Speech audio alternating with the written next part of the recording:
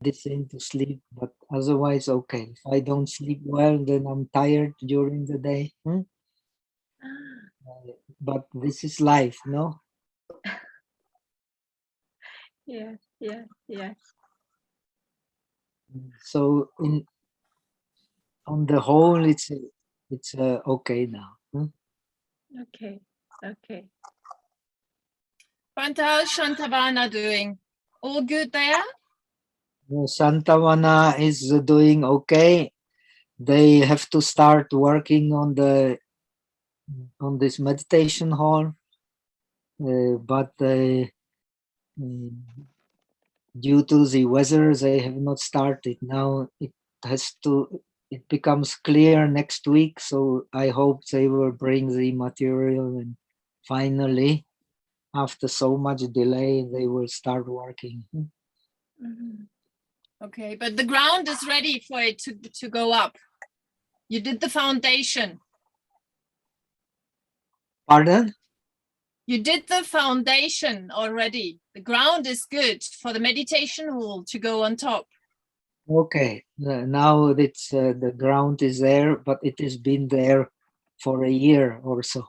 Okay. Already 1 year. Okay, good. Since then, nothing moved. As usual in this Czech Republic, things are like that. But anyway, I heard that there are some African countries where this building procedure takes even longer time.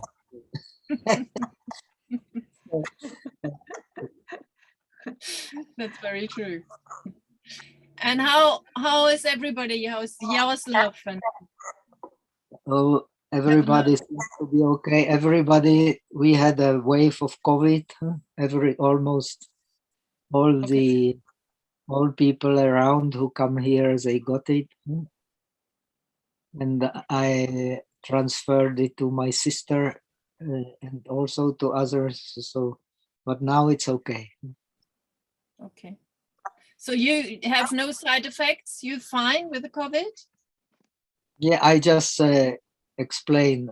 I have some echoes coming, but otherwise okay. Echo is the sleep. Sleep is not as good as it used to be.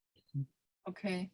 Okay. And on the 14th, I have a 10 days retreat in Sklenárka here in Czech. So I hope I'll be okay. You still positive, or you already got rid of the virus? Are you still positive? I don't go for the test because I feel okay. No more cough, no more mucus, so must be okay. No need to go for the test. Okay. And do you have some people there? Because I saw you offer to. Now we have one employee who is working here. So and the volunteers are coming when the work is starting. So good. Good. I just talked to Eva. She should be here as well. Oh yeah, I have seen in the waiting room. They say wait. Where is she? Oh, there she is. She's hiding. I don't know where Eva is. I think Eva. in England, maybe. No, she's in Slovakia. She's in Slovakia. Okay. She just told me. Okay, so. Oh, she's calling me again. Hang on. Powering on. I will switch off the mobile so that we have no disturbance. Some people are supposed to come. Okay, Bhante. And we can start.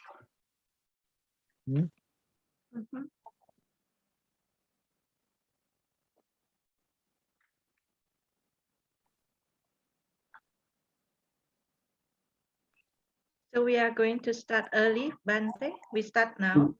We can start early because we start with questions. I have agreed with Johan.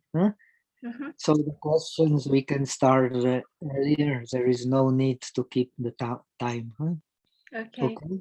Okay. Are there any questions registered? Okay, Bhante. Yes.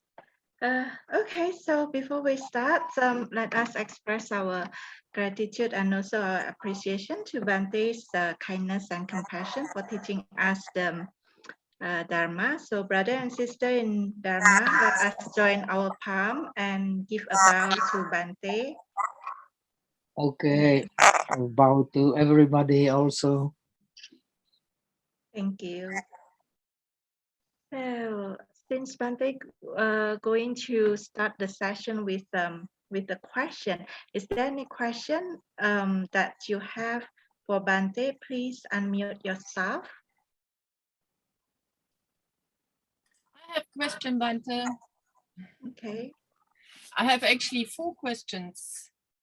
I thought about, you said it is a non-existence, but if we have a non-existence, then we have to have a perception to perceive the non-existence as well. So, and perception can't be there.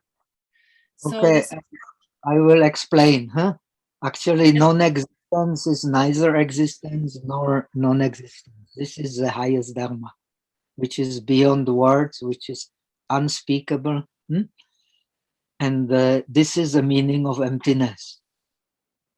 You cannot, if you speak of existence, it will be the eternalist view. If you speak of non-existence or definitely not, that means definitely be or definitely not be, that is the nihilistic view. And the emptiness is the middle way. The middle way between the eternalistic view and the nihilistic view. So in order to get the middle way, first you have to deny the reality that we deluded people see in terms of dualism. This dualism is what makes you believe in real existence and in real non-existence. So the path of the bodhisattva, the middle way of the bodhisattva, because the Buddhist path is a middle way, is the emptiness, which is beyond existence and beyond non-existence, beyond origination and non-origination. All things exist, I have explained the last time, only in the conventional reality. Nobody denies that. Neither Madhyamika nor Yogacara deny the existence in the relative reality. But the relative reality is precisely what hides the middle way, what hides the highest truth, what hides the truth beyond holding. Because we are holding Chu, Graha, in Indonesian must be same word, Graha, no? Because we are holding, therefore we do not see the middle way. So the same for the Madhyamika, same for Yogacara. The middle way is the only way, and that is the emptiness way. In the emptiness, you don't hold the object, you don't hold the subject.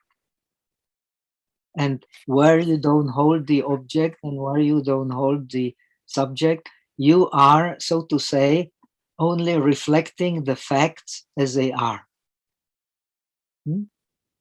how can there be omniscience? How can there be omniscience then, or clarity? Because it's always said there is a clarity and omniscience. Yes, because the mind, nothing is fixed in the mind. So the mind of the Buddha does not need any special attention does not need to do anything, does not need any searching for the dharmas. It just reflects the dharmas as they are. That's how they can help innumerable people by making them aware of the way not to misinterpret the reality. And that is the omniscience. Is the reflecting as such. Now, in our case, because our paramis are not powerful, therefore, in order to understand the truth, we have to search, we have to reflect, we have to investigate. But this is not the case of Buddha. Buddha does not do anything. The non-doing, this is also the essence of Chinese philosophy, same idea in Taoism. The non-doing in Buddhism means reflecting the facts as facts in terms of emptiness, the highest reality. So in this reality of just reflecting, the facts and the nirvana become one. That's why Reflection. that's why in Prajnaparamita, in the transcendental wisdom, the world and the nirvana, there cannot be the slightest difference, because the limit of the world is a limit of the nirvana. They meet in the limit, which is emptiness. What role plays compassion in there? Compassion and love, which is very often put very high. What role for you does it play in this? Well, this we are talking about the heart of the Prajnaparamita Sutra. It is taught by Avalokiteshvara, Chenrezi. Chenrezi is the represent the compassion. Due to the compassion, Chenrezi is a Buddha. Avalokiteshvara, Kuan Yin is a Buddha, but he does not go into nirvana. He stays in the world to rescue those who are in trouble.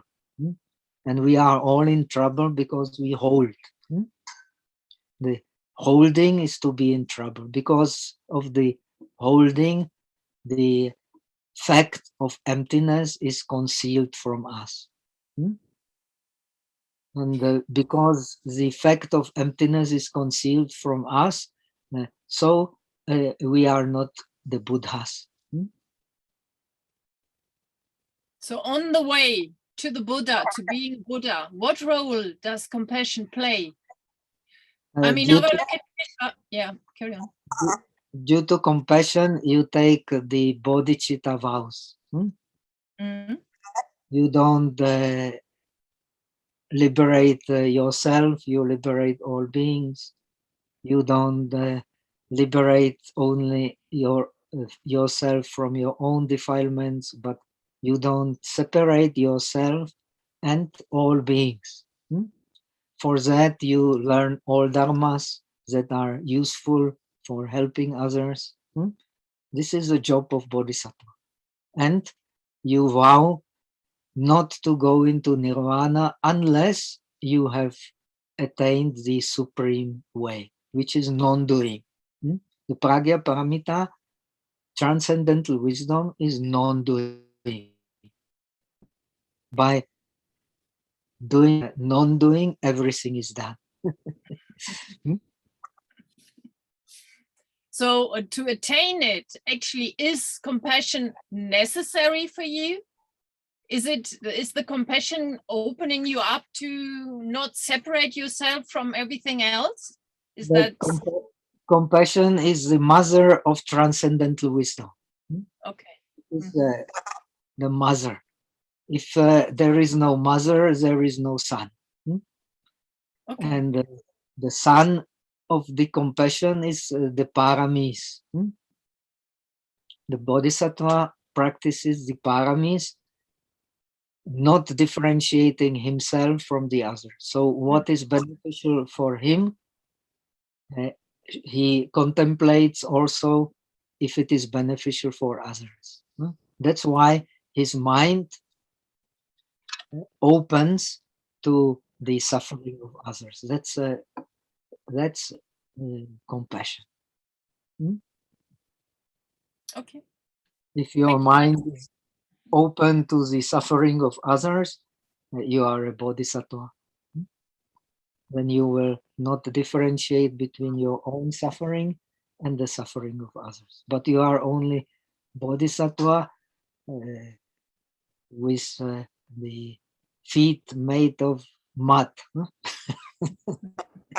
let's have a look. No, You no, no, need- no, I can't see any. So, to be bodhisattva, you always have to challenge yourself. If your feet are strong enough. Thank you, Bhante. Okay.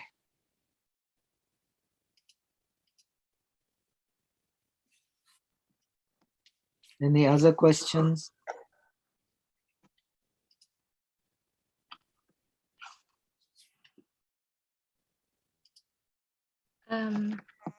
Any other questions? Because if it's no other question, actually, we have email that sent to us through Johan. I don't know, is it who is sent the email? So I would like to invite you to, if it's possible and if it's convenient for you to ask the question directly to Bhante, because there's quite several question here, so that you can make bring in more sense of clarity to the question. So please unmute yourself. Is it convenient for you? Nah, I think the question in the email is same. Let's try. I will try the microphone because I don't hear very clearly, and I put it not on 100%. I put it on less. Let us see if the reception will be better. Powering on.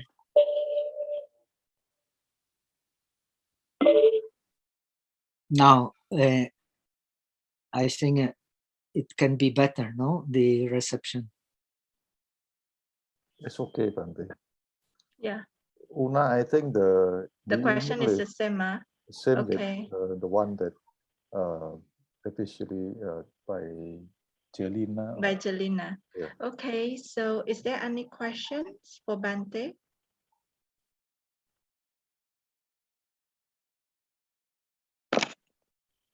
Okay, nobody asked, I will ask.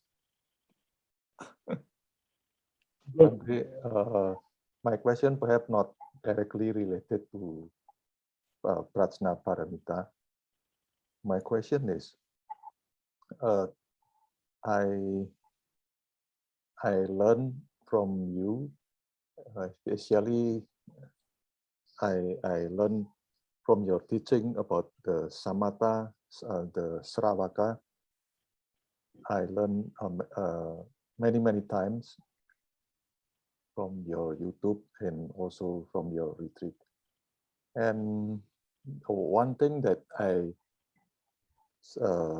catch the main idea from your teaching about samatha and that about the sublimation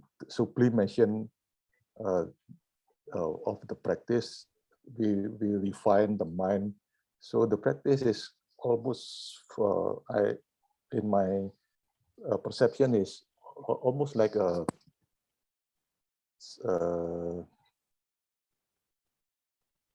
nih kalau garis lurus apa nih? Linear. A linear, like a linear path. That means you always said that our practice is become happy and more happy and more happy, happier and more happier and more happier. So I would like to ask you from another perspective that you are also trained with the other tradition, that is the Vipassana, 16 Vipassana Nyanya. So that seems from the 16 Vipassana Nyanya, the line is not very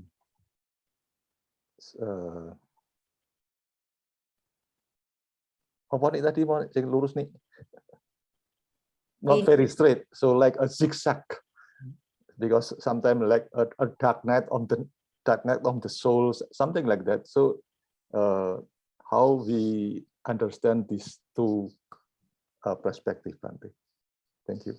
Actually, the Buddha's teaching is only one. I always try to emphasize it, and this is the approach that I have been developing. Actually, the principal idea of Buddhism is the dependent origination. It is same in all Buddhist traditions, only it is explained in a different way. So I have been trained in the Theravada tradition, and I am very, very grateful for what I could learn. Fortunately, I had a very competent teacher, and this tradition is really a base, and it is very important. No one can deny the importance of this tradition of training, but it is a very conservative tradition. That's why the Theravada tradition, as you may know, is only widely spread in the countries where the government, like Thailand, Burma, Cambodia, your neighbors, where the government supports this traditional way of Buddhism. Especially the Burma is the extreme, where the military, now in power again, support the most conservative elements in the Buddhist Sangha. So in order to make Buddhism accessible, the Buddhism is first of all wisdom. I don't believe Buddhism is a real religion. You don't need to be to believe in any dogma to be Buddhist. Buddha always emphasized that you should investigate yourself and see for yourself if what he teaches is right or if it is not right. And finally, he also teaches that all the dharmas, all that you can hold, this is why the Transcendental Sutra, Transcendental Wisdom Sutra is so important. The ultimate reality is that you have to abandon everything. You should not hold to anything. This is same what Theravada teaches. This is the Buddhist teaching, real Buddhist teaching.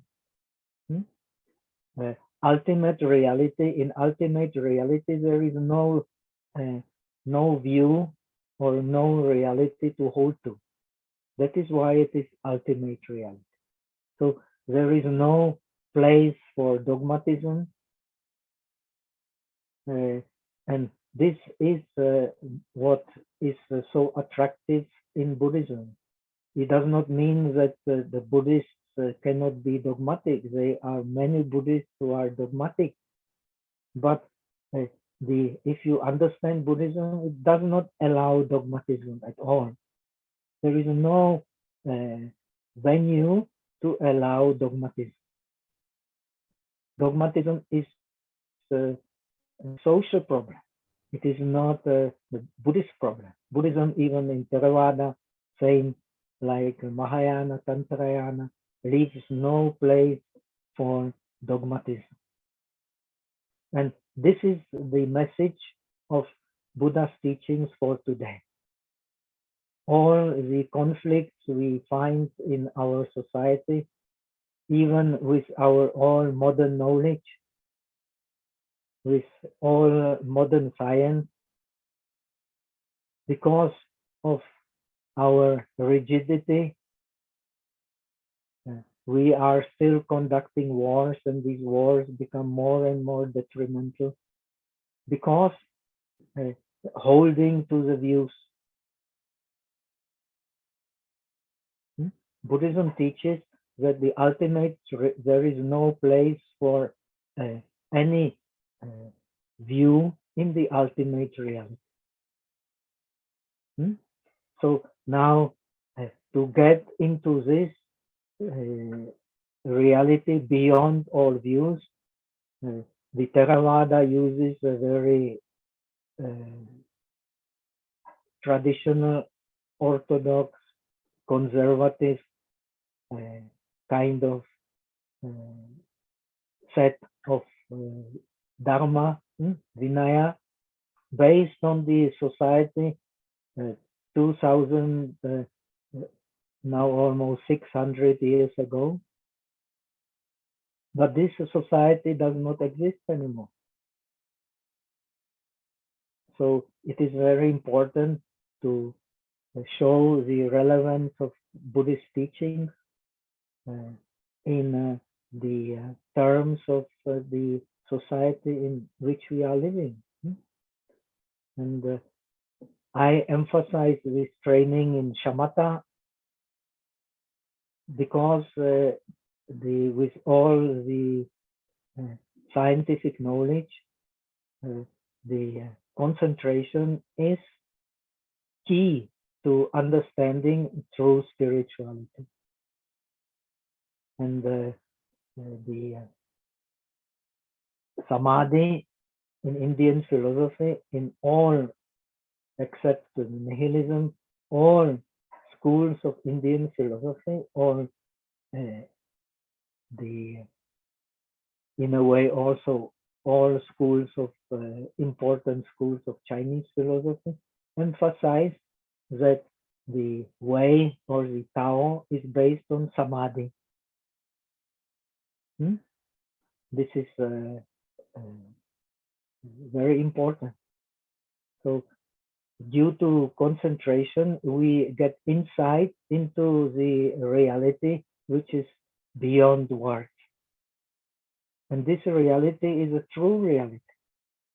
But nowadays, the world has become very materialistic. And most of us, with all the scientific knowledge we have, they don't believe there is any reality beyond words. The Transcendental Wisdom Sutra message is to make you open to the reality beyond words. This is a message of the Transcendental Wisdom Sutra. Because the reality with words, reality based on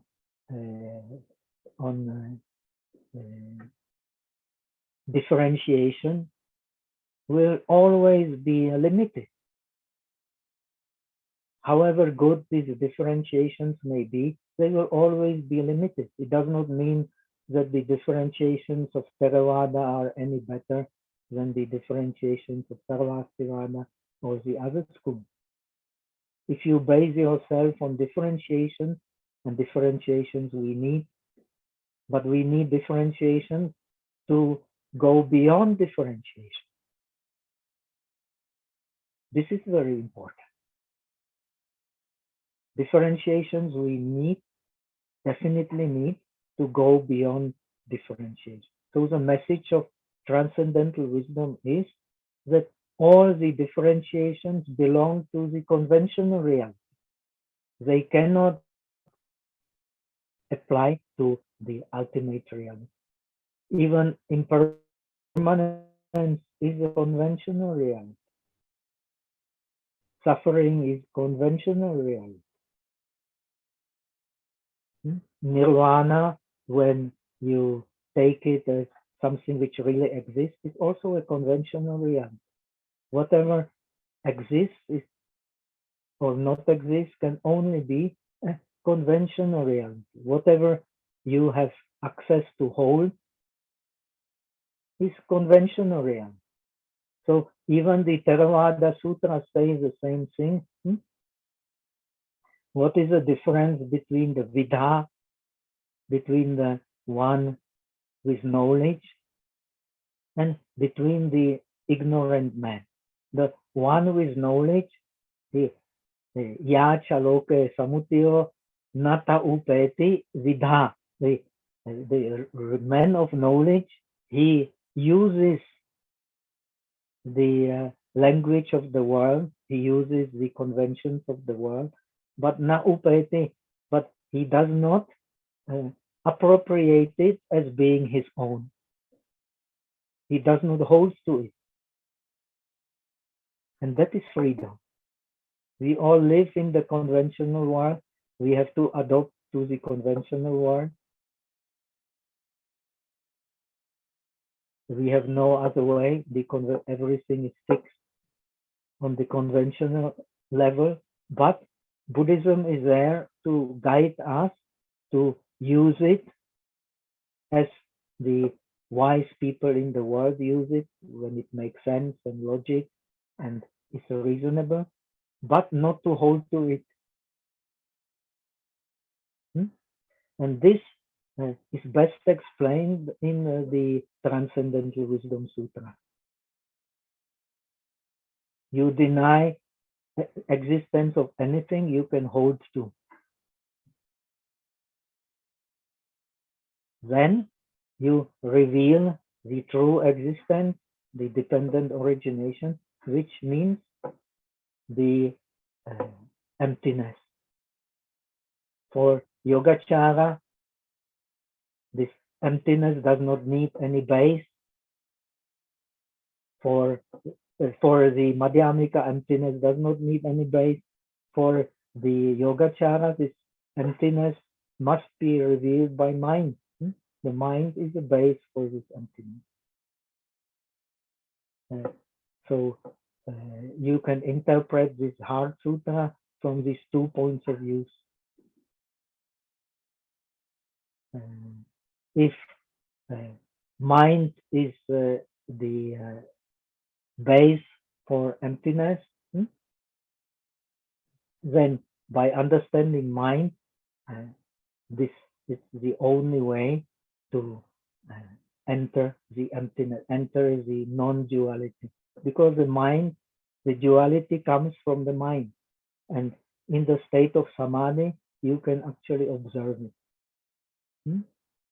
So that's why I emphasize the study of Yogacara. I may teach you some Yogacara principles sometime, because the Yogacara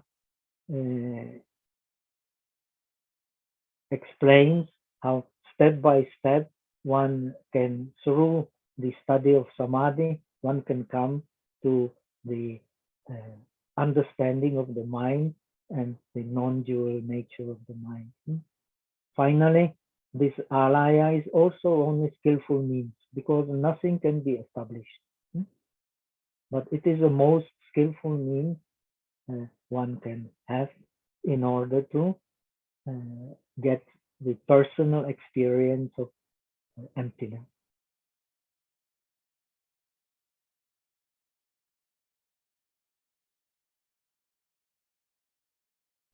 That's why the Zen tradition, which many of us studying, including myself, is actually more or less based on the Yogacara teaching, that mind is the only reality.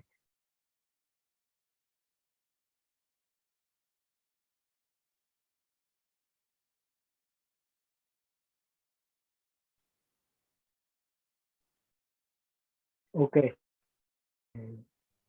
we may talk about it a little more sometimes later. Now some general explanation. Hope our friend Agus is satisfied.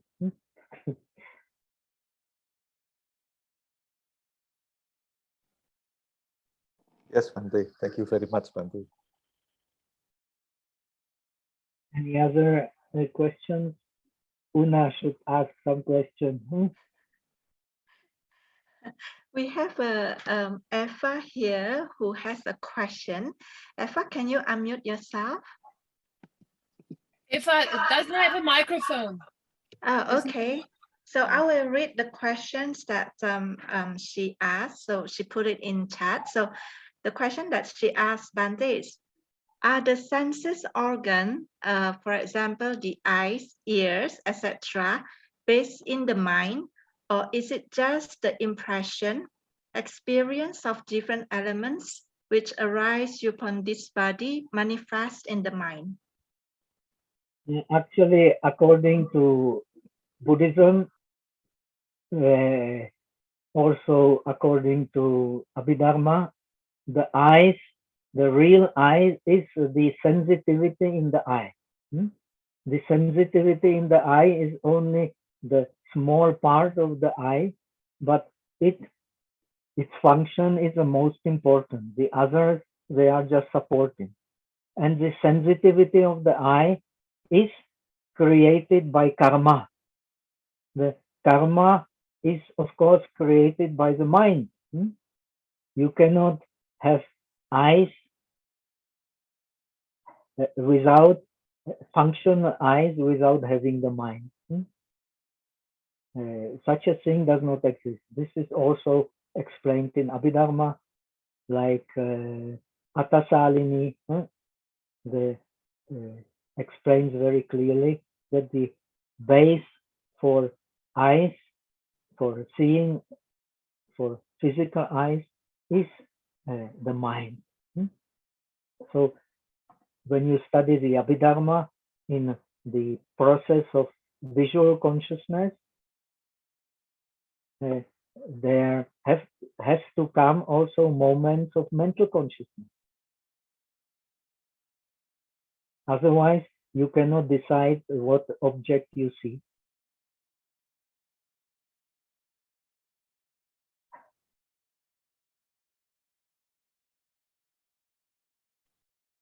So this idea you will find the same in the Theravada Abhidharma, in the Yogacara Abhidharma. So there has to be attention, then there has to be going to the object, then the object has to be investigated, you decide about the object. All this is called seeing. And so the mind has to take part in seeing, otherwise we don't see anything. If you take out the eye from the other parts of the body, this eye is a dead eye. Nothing will be seen by that eye.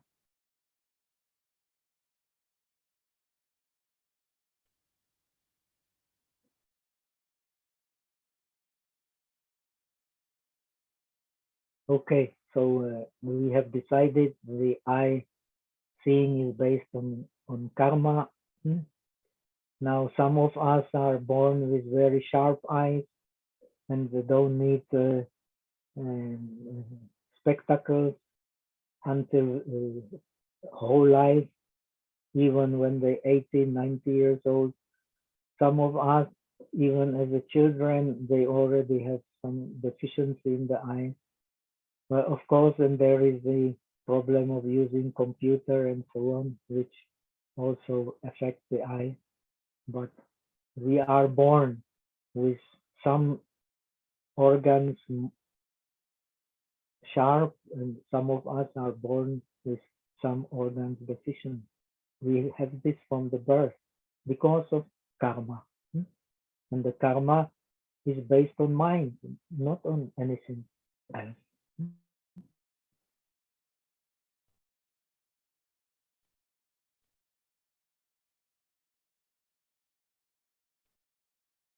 Okay.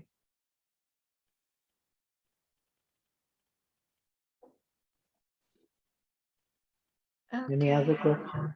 Any other And question? then this Hendrik asked a question.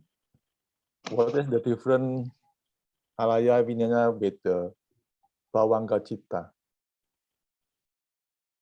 Bhavanga Chitta and Alaya. Actually, Yes. they are, according to Xianzang, they are the same. There is no difference. When you read Wei Shelun of Xianzang, he is definitely saying that the so-called bhavanga is just another word for alaya. They Sorry, have the Henry. same. The context of Henry question is because for some, perhaps bhavanga is not endorsed, but for some alaya is mostly endorsed. So that's the context of Henry question, Bhante. Yeah, actually, the alaya, according to Wei Shelun, appropriates the self, appropriates the world, so-called bhajana loka, shisha, appropriates the objects, and appropriate the self, appropriate the anyway, four objects. So it appropriates everything. That, in other words, everything we experience on the base of alaya. Now, in the Theravada Abhidharma, for those who have studied, the problem is a little more complex. Alaya, same like Bhavanga, explains how we come from this world into another world. It is due to alaya or bhavanga. The first moment of bhavanga is called the sandhi, is connecting to the new body. The last moment is chuti, it's falling away from the body. And we are living between these two moments. That is bhavanga. But in case of the alaya, because it appropriates everything that we know,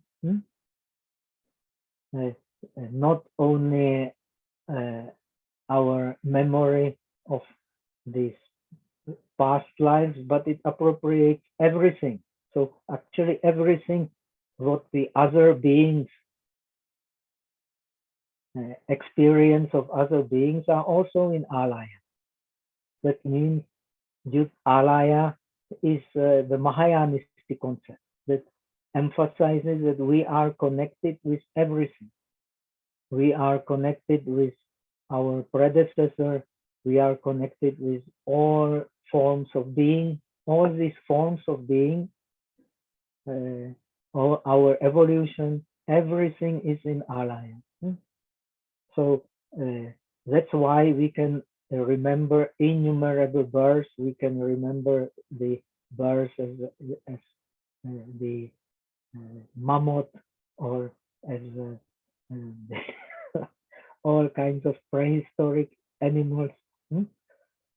Everything is in alaya. That's why we are one with all beings. And this is a very useful concept. And in bhavanga, it is restrained to your memory of innumerable past lives, but it does not speak of the memory of all beings.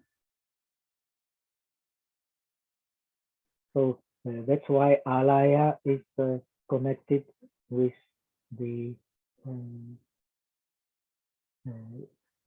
transcendental wisdom theory, in which there is no, in emptiness, there is no any border. That's why there is no border between the world and the nirvana.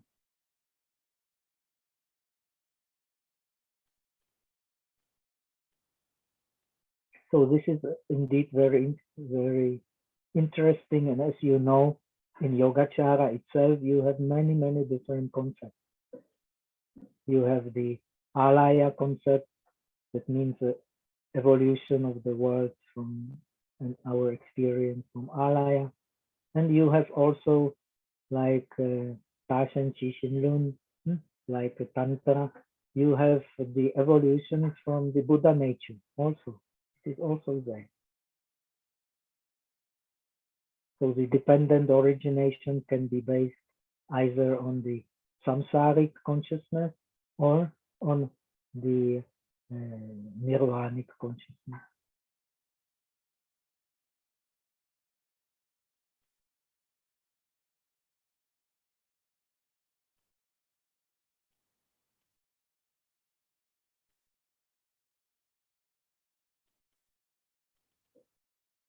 But as far as Xianzang is concerned and the tradition is concerned, the Bhavanga and the Alaya, they are the same. These are only superimposed on the same idea of continuation of life from one life into another.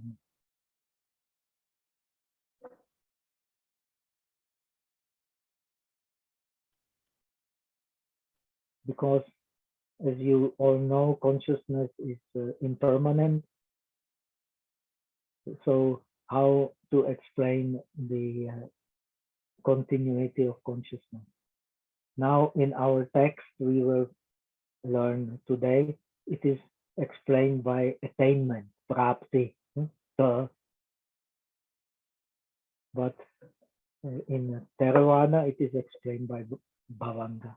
Bhavanga, Bhava means existence, Anga means cause.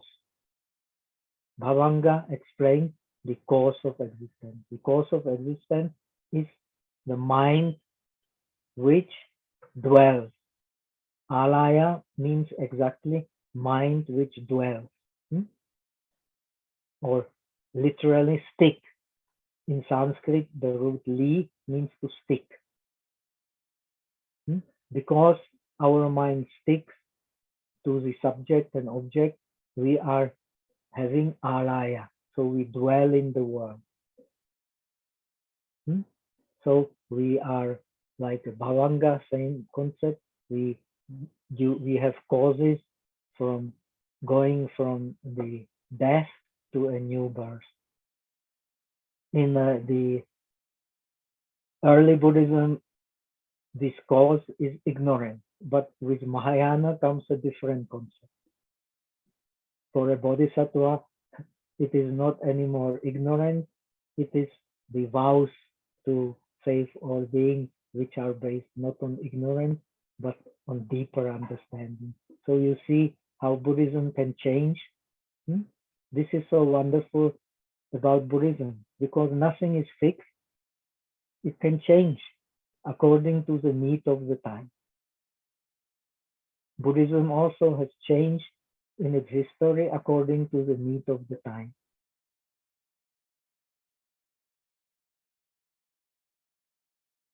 So Buddhism should always try to renew itself. The base is the same, but the times are changing.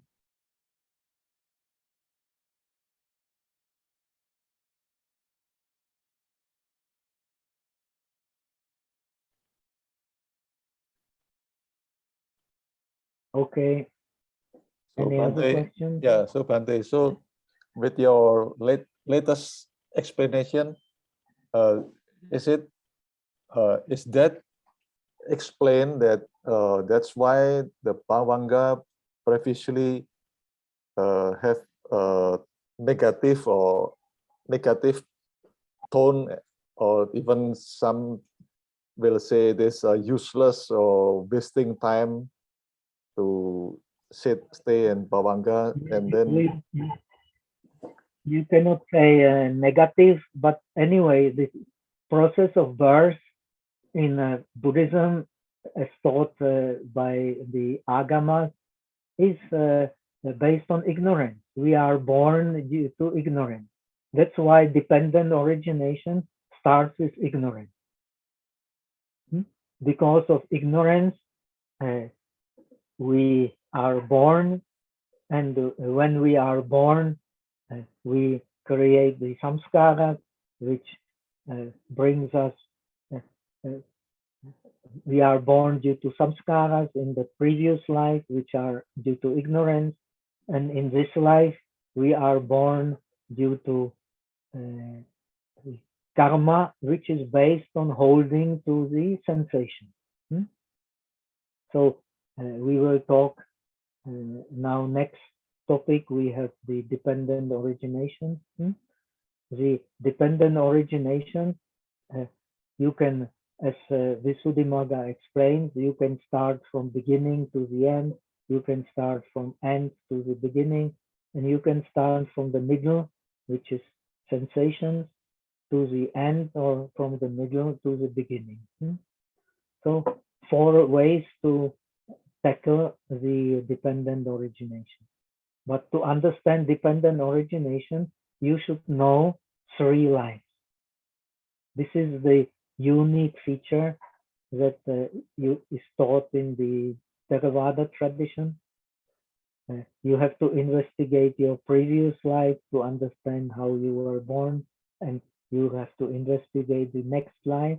And there is a method for it, but it does not mean that it is reliable, that it is 100% reliable, but it is a good method to show you that the dependent origination is not a theory, but that it is a matter of fact, which is really happening. So this Abhidharma teaching is very useful. But it is only relative reality. Once you take it as being the highest reality, it creates a lot of problems. And due to these problems, the Nagarjuna was a must. Nagarjuna is a second, for the Mahayana tradition, is a second Buddha. And he had to come because people started to be doubtful about Buddhism. So many different ideas, all claiming to be the highest reality. So a big problem.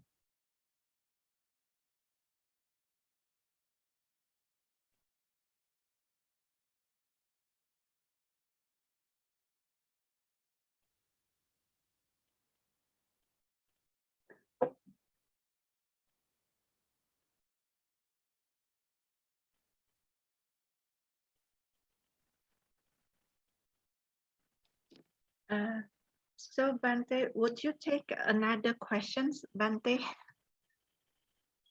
Okay, we can maybe today we will make because we can speak endlessly about the Heart Sutra, but we will finish it today so that we can take another topic later. Okay. Huh? And Okay. I will teach you some yogacara and how to use it in daily life and for practical purpose. Okay. Okay. Yes, Okay. Bhante, very grateful for you. Okay, Bhante. But So this teaching of transcendental wisdom is very important, no matter what kind of bodhisattva path you like to study. It is a base, no? So we should all have some clear idea about its advantages and how to use it in daily life, no? Everything we experience is only relative reality. So it is like a dream. This is very important. The Transcendental Wisdom Sutra teaches that if you can meditate in a dream, you are close to nirvana.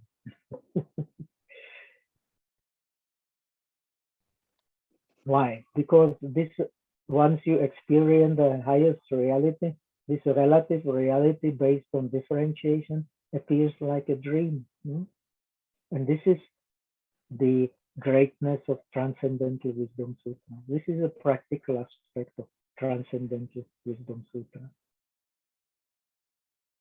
You can still be a and hold to many things as we all do, but all this is but a dream.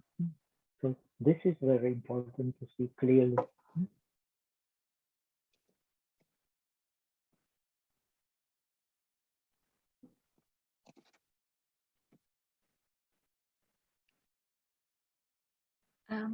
Okay, so there is another question from Viratna. Would you like to unmute yourself and ask Bhante directly?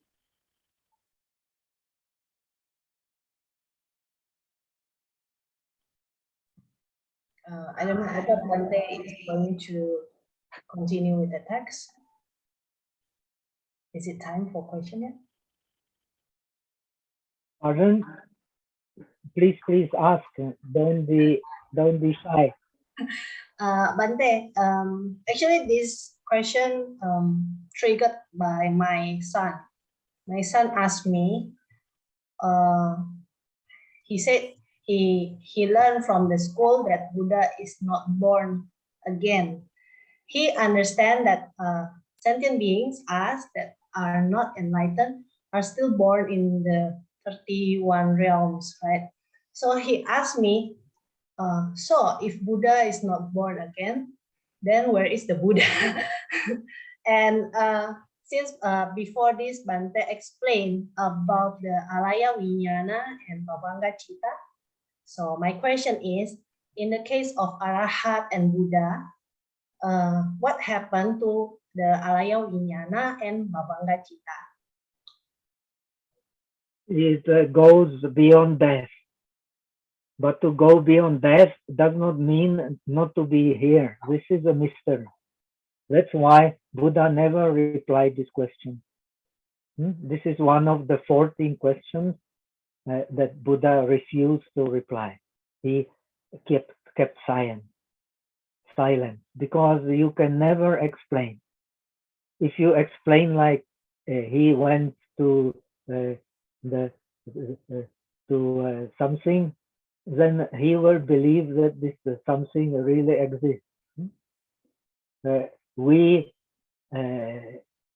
deluded beings, we always take things either it is there or it is not there. But this precisely is the materialistic approach or nihilistic approach. Once you hold to anything, you are bound to the either eternalist or nihilist. So this is the greatness of Buddhism. Once you explain the highest reality as something which is fixed, it is very dangerous, and it can give rise to fanatism and to enmity, to wars, and this is our history also. So that's the importance of Buddhism. The highest reality, call it God or whatever, or nirvana, is beyond words. If you put a dogma on it, it will create conflict with another dogma. And this is precisely what happened in our history.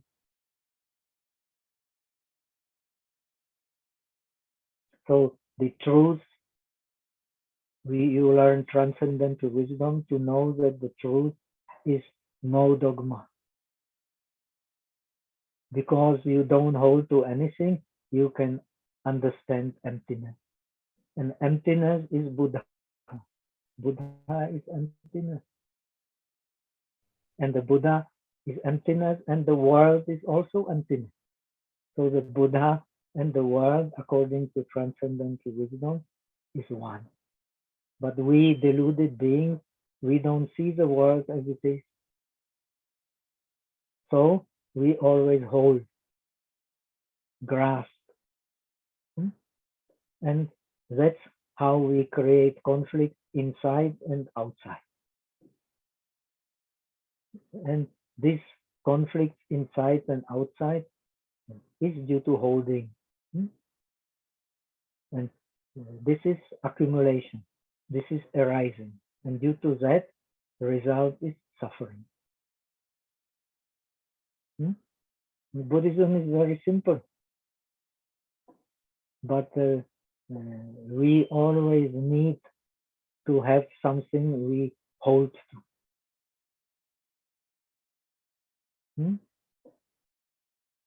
Even as you see in your son from the so early age already has this need to have something fixed.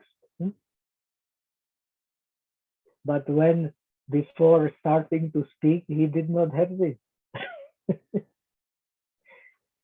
This is Yogacara philosophy. This was brought by the names, by the this need to hold to something as some view as really existing, some reality as really existing.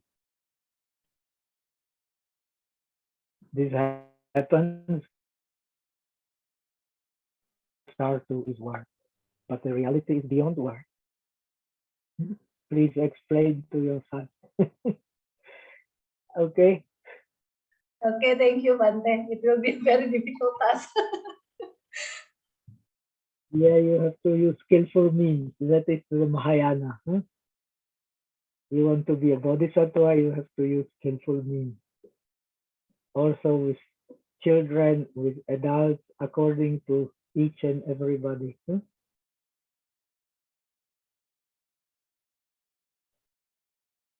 Okay. Some other questions? Or we can do a little bit of teaching now, so that we can finish, say, by 5 o'clock. Okay? Yes, Bhante. So let me recite again the Prajnaparamita Sutra, last time in Chinese, now in Sanskrit, and then we start where we have ended. I remember we ended with denial of 5 aggregates of the inner base, 6 inner bases, 6 outer bases, and 18 elements, right? That's where we stopped last time. And the next topic is the dependent origination. So before we come to it, let us recite. Those who know, please recite with me. Om Namo Bhagavate Arya Prajnaparamita Arya Avalokiteshvaram Bodhisattva Gambhiram Prajnaparamita Charamanu Yavalokaya Tisma Panchaskanda Samshya Svabhava Shunyani Pashati Sma Iha Shariputra Rupam Shunyata Shunyata Iva Rupam na pritak Shunyata Shunyataya na pritak Rupam Yat Rupam sa Shunyata Ya Shunyata tat Rupam Evam eva Vedana Samya Samskara Vidyanam Iha Shariputra Sarvadharma Shunyata Lakshana Anutpana Nirudamala Himala Ananda Aparipurna Tasma Chariputra Shunyataya Na Rupam Na Vedana Na Samgya Na Samskara Na Vidyanam Na Chakshu Shrotra Dharana Jihva Kaya Manamsi Na Rupa Shabda Gandha Rasa Sparshavya Dharmaha Na Chakshu Vigyana Dhaturyam Na Mano Vigyana Dhatu Na Avidya Kshaya Yavan Na Jara Maranam Na Jara Marana Kshaya Na Dukha Samudaya Nirodha Marga Na Jnanam Na Prapti Na Aprapti Tasmat Chariputra Praptitva Bodhisattvasya Prajnaparamitamasharitya Viharati Achita Avarana Chita Avarana Natitva atrasto, viparyasa atikaranto, nishta, nirvana pranataha. Triyadva vyavastita sarva sambudha pragya paramita mashritya anutara. Samyak sambodhin abhisambudha tasmad yatavyam pragya paramita mahamanto mahavidyamanto anutara manto sama asma mantraha sarva dukha prashamana satya amityatvat pragya paramitaya ukto mantraha tatyatha gate gate paragate parasamgate bodhisvaha gate gate paragate parasamgate bodhisvaha gate gate paragate parasamgate bodhisvaha. So now we are at the dependent origination. As you all know, dependent origination is the 12 nidanas, the 12 causes. I think most of us have learned, starting with the ignorance. It does not mean that ignorance is without a cause. This is a great misunderstanding. Ignorance also, of course, has causes. Everything has causes. But ignorance is the main cause. So each and every of these 12 causes, they have ignorance is a main cause of the samskaras, of the will formation, but it is the near cause are the formations, but the far cause are all the other things. Until, that's why it comes last, until old age and all the problems connected with the old age, this aging, death, and all the sufferings connected with this process of aging and death.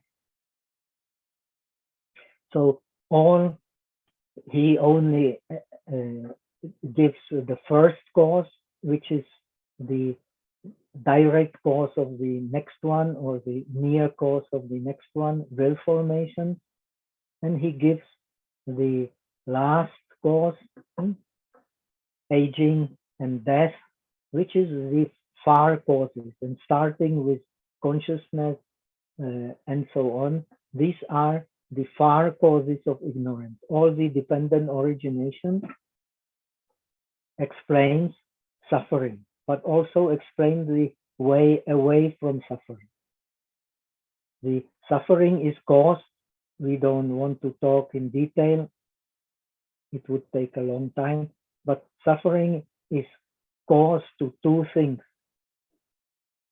to clinging to the will formation, accumulation of the will formations is called karma, as you may know. And the karma and grasping, the tanha, that means thirst, and due to thirst, the holding, thirst and holding, they are the other causes.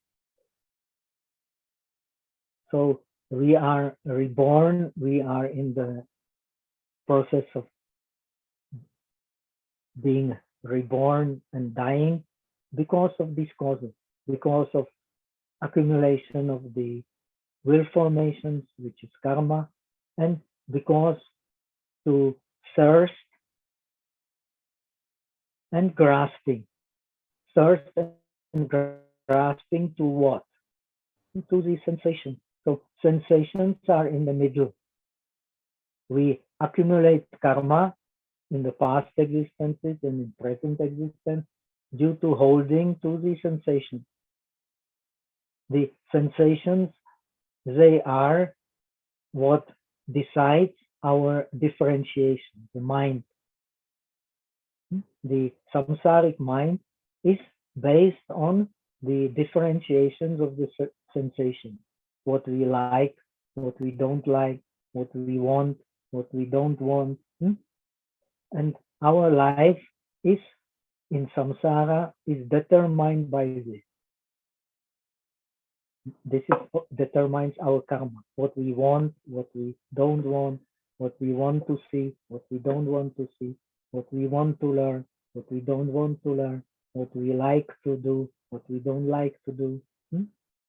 So we, due to ignorance, we are clinging to our karma. We are clinging to our karma vipaka, which is our sensation. Sensation is the result of our karma. And due to clinging to karma and to the result of karma, the sensation, we are continuing the process of rebirth, which is called samsara. Samsara means expansion. So we are expanding from one existence into another in an endless chain of birth and death. So now the Transcendental Wisdom Sutra, as you see, it denies that this birth and death process really exists. If it really exists, then you cannot be something which is really existent cannot be born. How can something really existent be born? Because existence implies no change, and all that we experience is just change. So it is impossible that there is the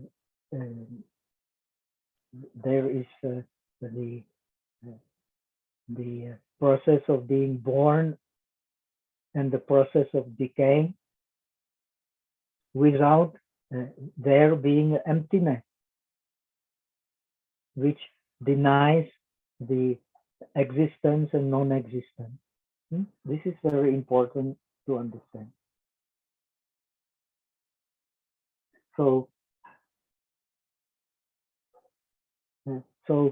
to have a real nature in Buddhism means to be existent. But nothing can have a real nature because things arise due to not to one cause, but to many, many causes. And the arising itself, since it needs many, many causes, because of the many, many causes, the things have to mix. But the arising and the decay, they cannot mix together. They are the things which oppose each other. So the suffering and the cause of suffering, that means cause of suffering is the grasping, and the suffering is the result of grasping. They can only exist in emptiness. The cause and effect can exist only in emptiness. If the cause is real, you read the first chapter of the Madhyamika Karika of Nagarjuna, you cannot explain the birth by birth from itself, birth from the other, birth from both self and the other, and also birth without cause. So you cannot explain any birth except in birth in emptiness. Now, this relative reality, conventional reality, is explained by causes and effects. So our reality, samsaric reality, is suffering because the state of impermanence is suffering. The suffering has a cause, and this cause is grasping, holding, This is called origination, samudaya. If there is no origination, there will not be suffering. So the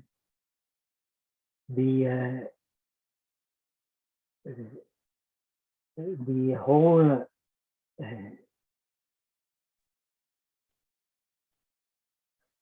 process of the samsaric existence starts with the ignorance, but ignorance also has cause, and the result of ignorance is the dependent origination. But he says that there is neither ignorance nor the annihilation of ignorance. They cannot exist because ignorance itself cannot arise without causes. Since ignorance cannot arise without the causes, the ignorance and the cause and effect, they are neither same nor different. This state of being neither same nor different can only exist in emptiness. If there is no emptiness, there cannot be the state of neither exist nor non-exist. So the condition for things to appear and disappear is emptiness. If there is no emptiness, nothing can appear and nothing can disappear.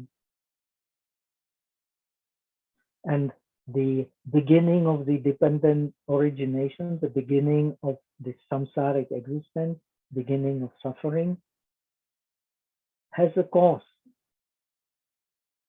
And this cause cannot be said to be same as the effect, but also cannot be said to be different from the effect. And this is a state of real existence, moment by moment. What we are actually experiencing is only cause and effect. And the cause and effect, they neither same nor different. They neither same nor different, and they exist only in time, but the time is also not real. Neither the cause nor effect can be real, nor the time can be real, because the time is again dependent. The present is dependent on the past and on the future. And the process of samsaric existence is also the process of time.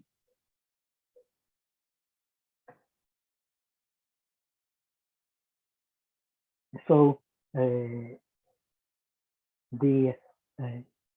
there is continuity, but this continuity is not something real.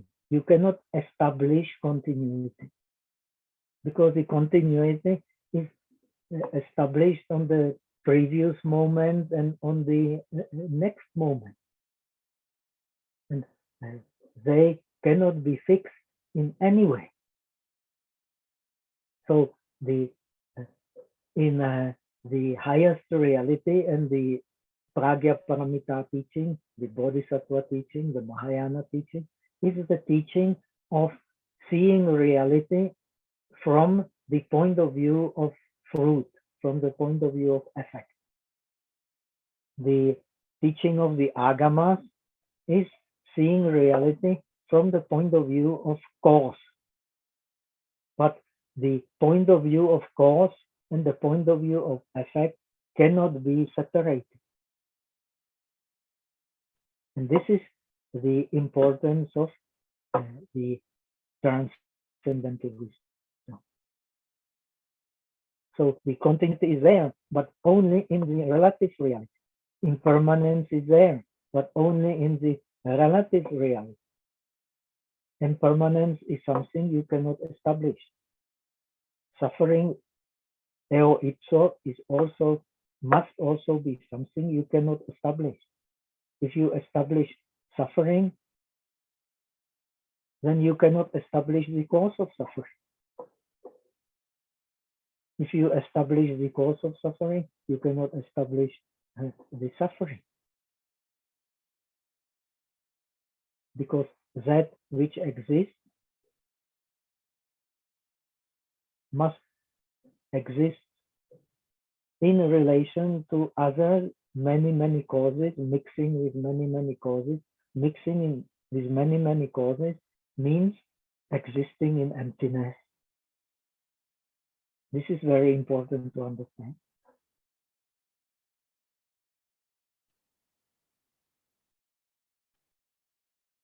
So, according to the Prajnaparamita Sutra, when you read, Buddha says that all the acts of Mara arise due to holding to differentiations to be real. Differentiations are there, but in the conventional reality, not in the highest reality. So, in the highest reality, no thing can have the independent own nature or independent own characteristics.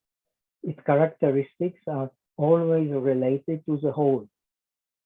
That's why the different dharmas, different phenomena can mix. If they exist or non-exist, then they cannot mix. This is very important to understand. So the acts of Mara are based, that means what means Mara? Mara means the 5 aggregates of clinging, means the defilement, means the suffering. The acts of Mara, acts based on suffering, acts based on holding to the karma, holding to the samskaras, they arise due to holding to the differentiations to be real. There is a real cause and a real effect. There is a real ignorance and there is a real holding, which is the cause of ignorance. Then there is a real end of ignorance, which is nirvana, unrelated to the cause of nirvana is the middle path. If nirvana really exists, then it cannot be related to the middle path, which is the cause of nirvana. If the middle path really exists, then it cannot be related to nirvana. Nothing can be related if it really exists. Not to speak if it does not exist, or if it exists or not exists, or if it is created without cause. So all this does not make sense. And it does not make sense, arising does not make sense in time, because continuity, if it really exists, cannot make also any sense. Nothing can make sense if it really exists. This is a teaching of the Transcendental Sutras,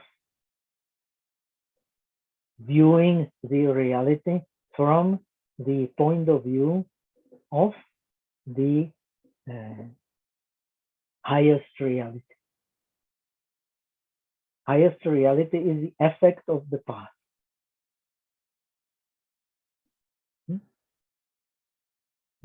The effect of the past also cannot have a real existence. It is only can be related to the causes of the past, which is a middle way.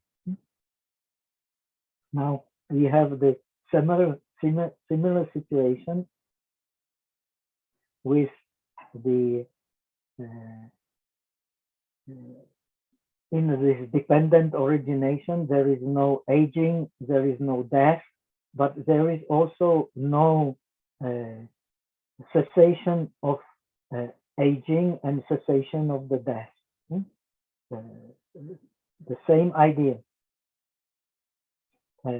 Why? Because the emptiness does not allow the existence or non-existence, does not allow the eternal and the annihilating. So once you say definitely that something exists, you are out of the middle path. When you say something definitely is not there, you are also out of the middle path. Why? This is very important to understand. What means the transcendental wisdom?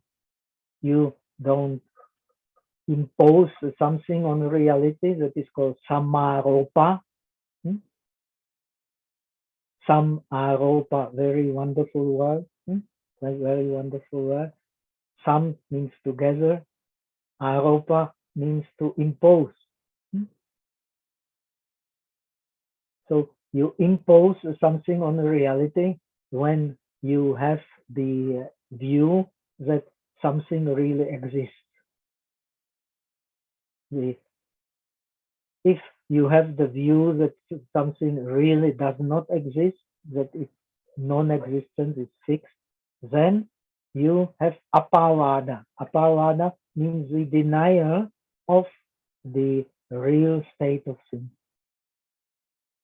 In the real state of things, the cause and effect can neither be the same nor different. And this is the state of things now, before, and in the future. There cannot be any other state of the thing. And because that state of the things cannot change, it is the own nature of the thing. The own nature of the thing is emptiness. It is the opposite of the Sarvastivada idea that things that exist must have some fixed nature which you cannot break. Like the earth, if there is experience of earth, there must be hardness. When there is no hardness or softness, of course the opposite, then there cannot be earth. Therefore, earth is true. The element of earth is true. Similarly, all the other elements, the Abhidharma explains as true. Like sensation means reception of the object, lingna. This, whenever there is sensation, no matter whether it is pleasant sensation, unpleasant sensation, neither pleasant sensation nor unpleasant sensation, there will be always the fact of, there will always be the nature, self-existent nature of the reception of the object. Now, the Transcendental Wisdom Sutra is the denial of any self-existent nature in any phenomena whatsoever. In what means any phenomena of whatever. All the phenomena, they are either the created Yo-way or non-created Wu-way. They are either Yo-lo or Wu-lo. They are either with the inflow and outflow of impurities or without inflow and outflow of impurities. So all phenomena are either pure or impure, or created or non-created. And all the phenomena without exception can only be there if they have no self-existent nature. Their self-existent nature can only be emptiness, because all these things, created, non-created, pure, impure, make only sense when emptiness is there. Therefore, Nagarjuna says, I don't deny anything, I don't have the pratigya, I don't have my own opinion, I only show This is the approach of Madhyamika. I only show the nonsense of making sense of the true existence and true non-existence of the one-sided view. One-sided view is the nonsense from the very beginning. So, in a true reality, there can neither be ignorance, no cessation of ignorance.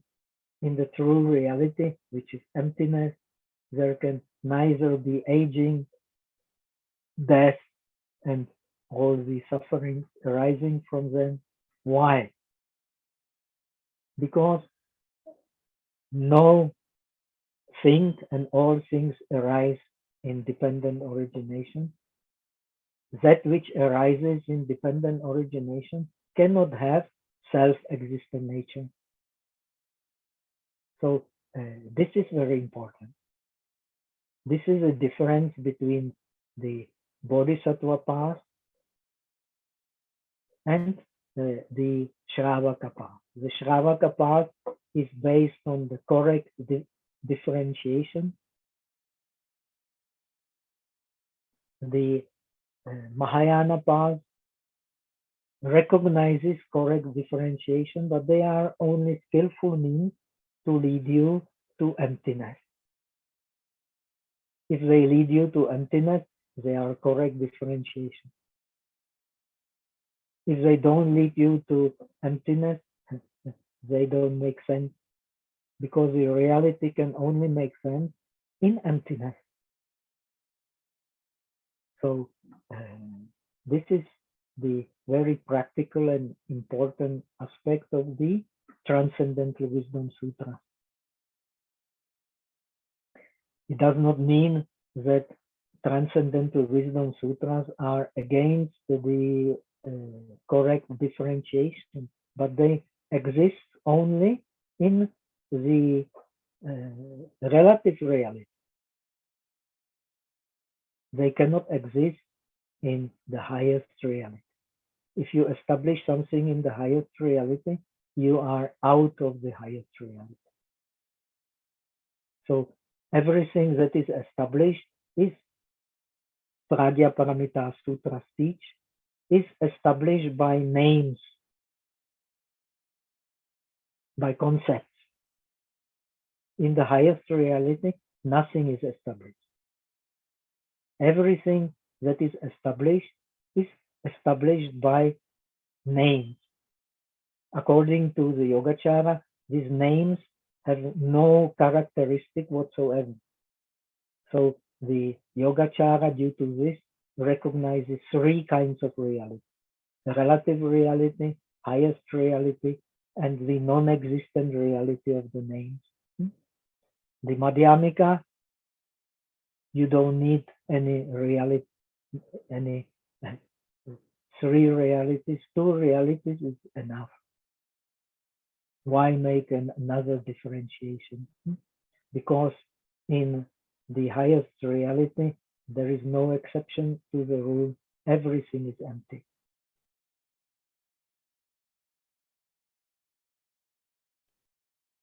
Okay, so we have learned what we can consider the deeper understanding of the dependent origination. What the Buddha realized under the Bodhi tree, all traditions agree, there is no difference, is the dependent origination. Now the difference between the Buddhist schools is the difference in the interpretation of the dependent origination. The Theravada tradition is not saying, even so many students of Chinese Buddhism, Tibetan Buddhism believe it, is not saying like the Sarvastivada. According to the Theravada, also the dependent origination can presupposes emptiness. The same idea you will find in Theravada scriptures, in Visuddhimagga. But still, the Theravada insists that there is real existence of the different dharmas. But this, for the Madhyamika, becomes, even for the Yogacara, becomes irrelevant.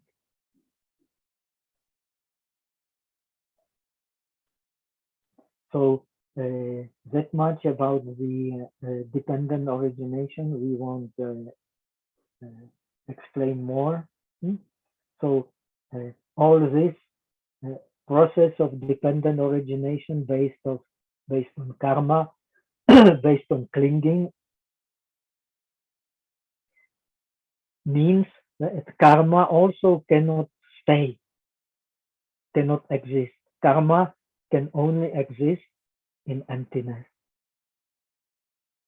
And emptiness means neither exists nor non-exists. But in order to understand emptiness, first you have to deny the real reality of the conventional.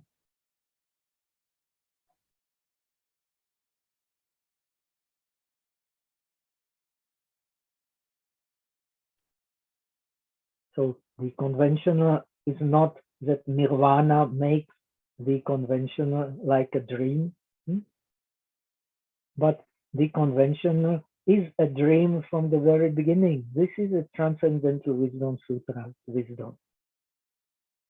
It is not that only when you realize nirvana you can understand that this our conventional truths, our suffering, our clinging is just like a dream.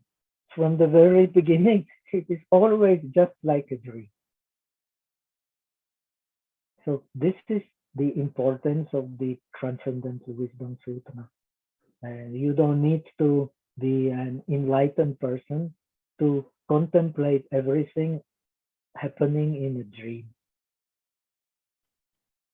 This is very important. And to contemplate everything as happening in a dream is very, very useful. We are all confronted with all kinds of unpleasant situations. We all become mad when something unexpected happens. Now, like war happening and so on, people become more and more chaotic, more and more obsessed. But when you study Buddhism correctly, all this is just happening in a dream. So you can help yourself and you can help others.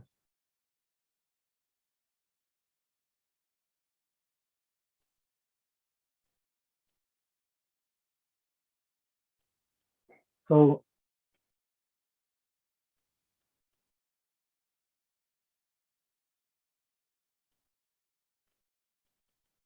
now after the dependent origination comes the Four Noble Truths. You have to understand the dependent origination in order to understand the Four Noble Truths. So I have explained before, all the objects of negation, they are the objects of knowledge. They are called in the Visuddhimagga Jnata Pariñña. You have to have Jnata Pariñña. The Visuddhimagga explained the process of liberation by practicing three kinds of the penetrating knowledges. First, you have the penetrative knowledge of the objects of knowledge. They are here enumerated. 5 aggregate, 6 inner bases, 6 outer bases, 18 elements, dependent origination, and finally the Four Noble Truths. When you have these 5 representing the correct differentiation, then you can contemplate them in the process of Tirana Pariñña. Tirana Pariñña, investigating. You can investigate them in terms of suffering, cause of suffering, end of suffering, and the cause of the end of suffering. This is the Four Noble Truths. The suffering and the cause of suffering, they are the conventional truths. The end of suffering and the cause of the end of suffering, the middle way, they are the highest truths, the supermundane truths. Actually, the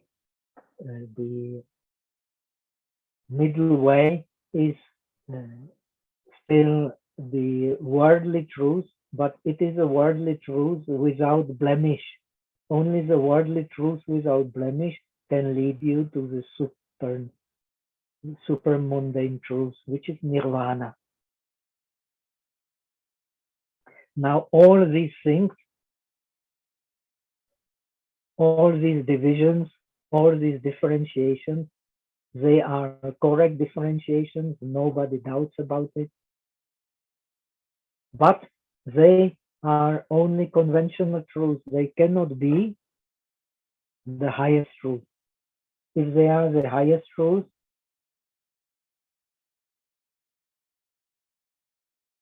then you have many, many highest truths. And then impermanence is also the highest truth. But how can the impermanence be the highest truth? If impermanence be the highest truth, then it is either same or different with from nirvana. If it is same with nirvana, it is a problem. If it is completely different from nirvana, it is also a problem. So how to solve this problem? To show very clearly that the Four Noble Truths, they do not exist as such. They are only the skillful means for realizing the highest truth, which is emptiness. They can all exist only in emptiness. We have explained before the dependent origination can only exist in emptiness. The Four Noble Truths, which are the result of the insight into the dependent origination, can also only exist in the relative truth. If you insist that they exist in the highest truth, that the nirvana is the highest truth and nirvana is separate from the worldly truth, you are bound to be in trouble.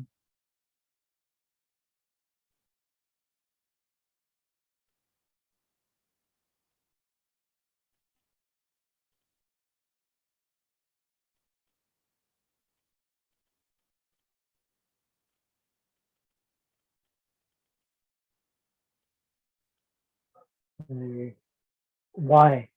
We have explained because the self-existent nature does not allow a connection with the other, with the whole. So ultimately, you will find the same idea in the Theravada. Ultimately, there is only one truth. There cannot be four truths. The four truths is only the skillful means of the Buddha to explain the one truth.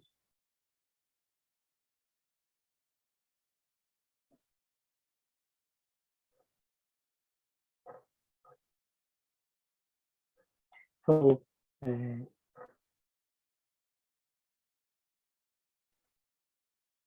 if you have, in order to have suffering, you need many causes, and if you have many causes, there cannot be one fruit, there cannot be one effect.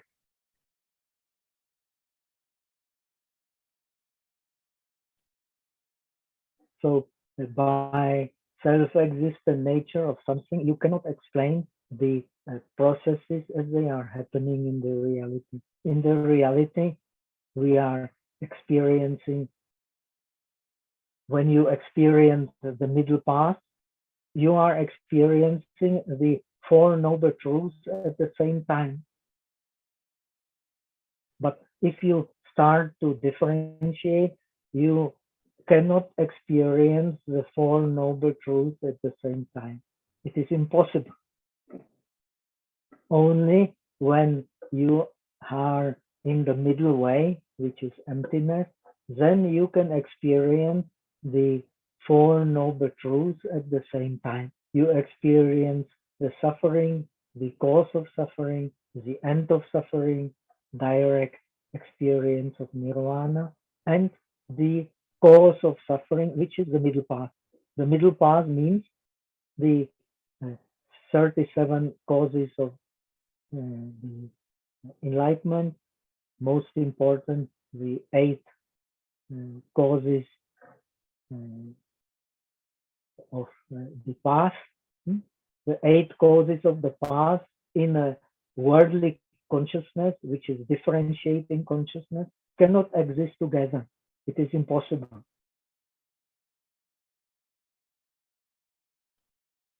You cannot have the samadhi and the right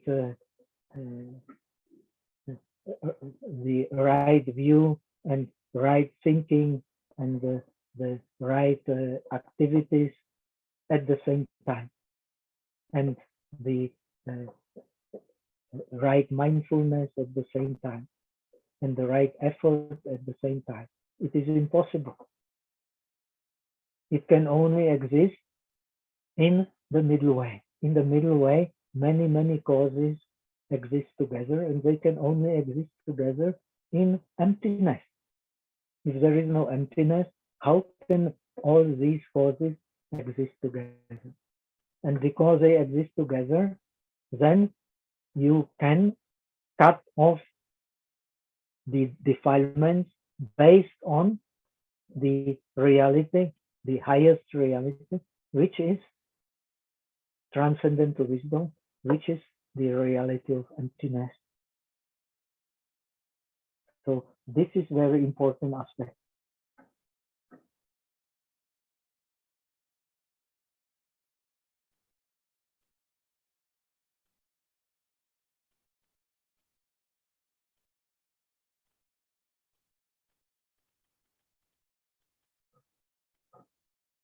So let us try to make things simple. I have explained. Now we come to the last. We have explained that all these things you need to know, all these correct differentiations you need to make in order to attain the middle way, to contemplate on the emptiness,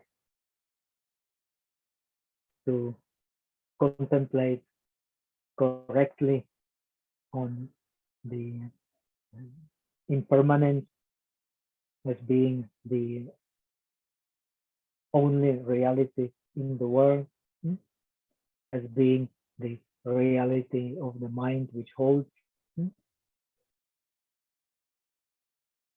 And then you have the Prajnaparamita in Theravada, which means when you see this relative reality, this reality of impermanence, you will have nibbida. Nibbida means you will have disenchantment. I like this Bhikkhu Bodhi's translation. Usually they translate as disgust. It is not really disgust because it is connected with the upeksha, with detachment.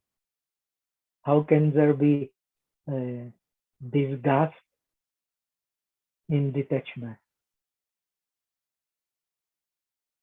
So you have this 7 vipassanas or 18 vipassanas in the Visuddhimagga, impermanent, suffering of impermanent, the non-self of impermanent, the impurity of everything that is suffering. Then you have the nibida, disenchantment. Because of the disenchantment, you can let go. Because you have let go. You have the cessation. So these vipassanas lead to the direct seeing of the middle way. Direct seeing of the middle way means seeing many causes at the same time. And this is possible only in emptiness. Seeing suffering, seeing the cause of suffering, seeing the cessation of suffering, and seeing the path to the cessation of suffering at the same time. Why? Because the object is the emptiness, the highest reality. In this highest reality, everything comes together. In order that everything comes together, you need emptiness. If there is no emptiness, if there is a real nature, then how can everything come together?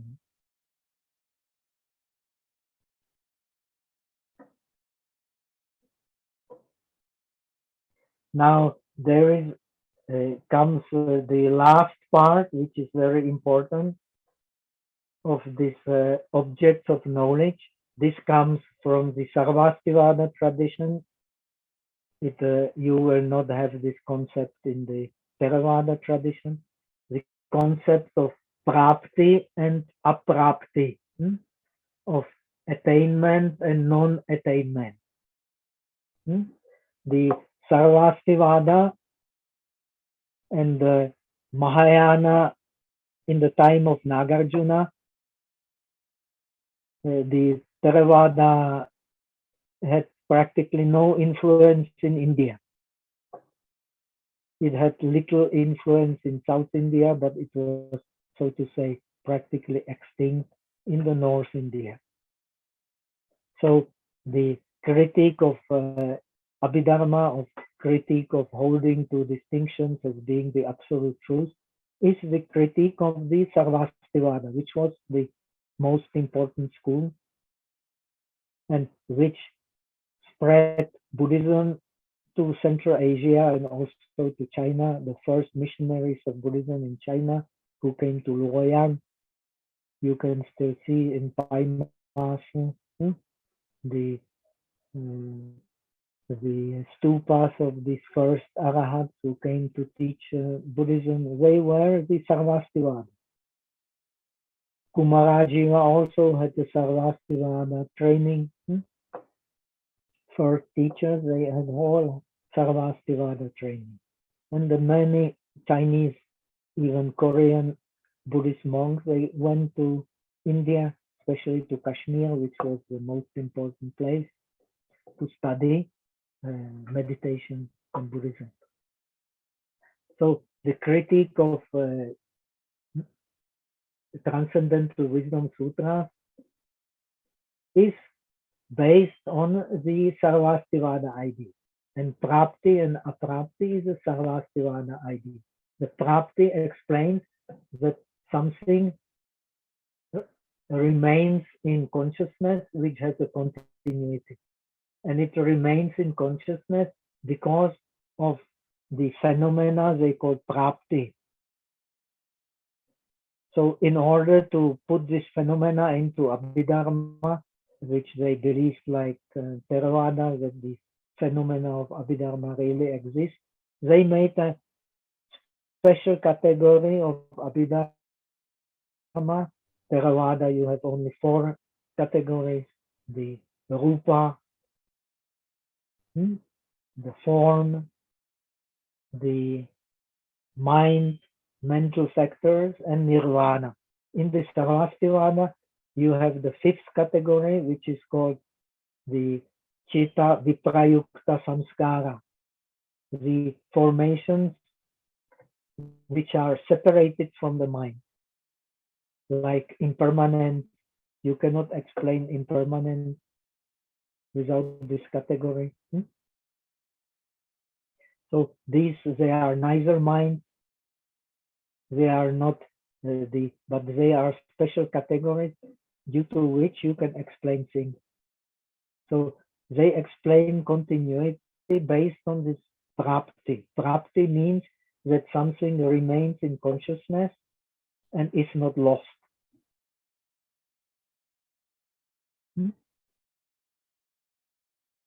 So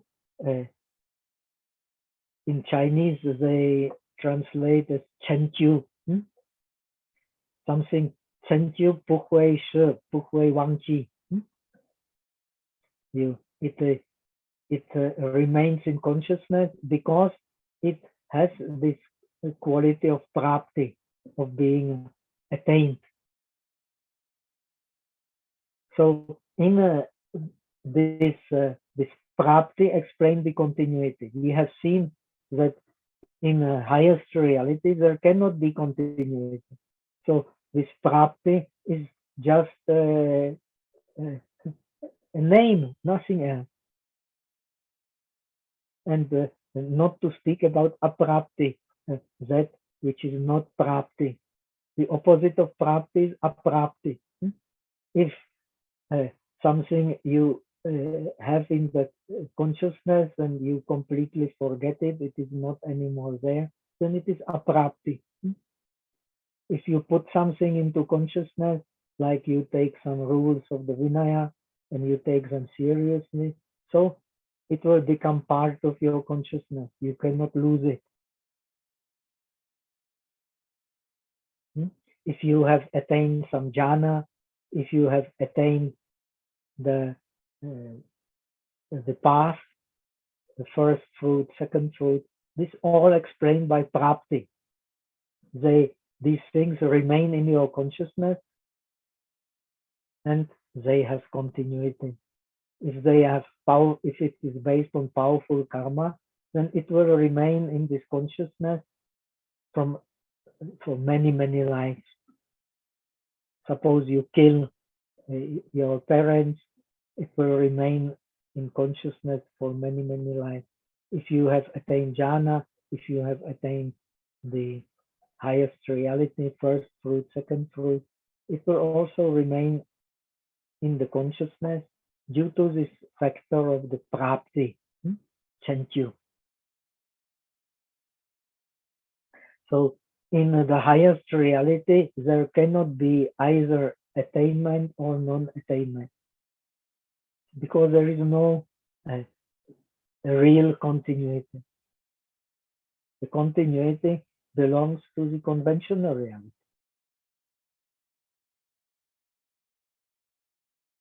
So there is also not jnana. Jnana means knowledge, or jnana, or dhyana, or jnana. It means knowledge. Now in Buddhism, you will find many, many types of knowledge. But most important here is the worldly knowledge and the supernatural knowledge. If the worldly knowledge after enlightenment becomes the knowledge of relativity based on the highest, on the base knowledge. Base knowledge is a knowledge of nirvana. This is Kenpenje.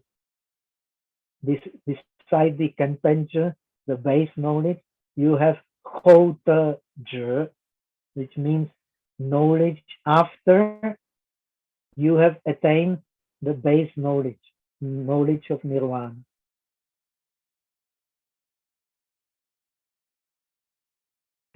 From the perspective of the highest reality, that means the worldly things, as something which you should not hold to.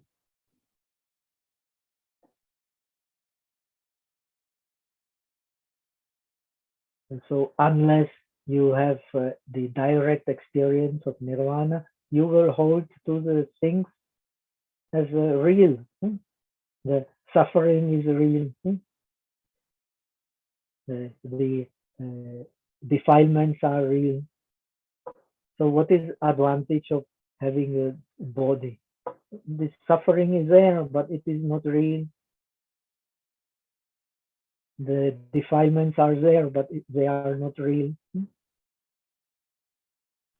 So for this reason, the Nagarjuna in Prajnaparamita Sutra explain, saying that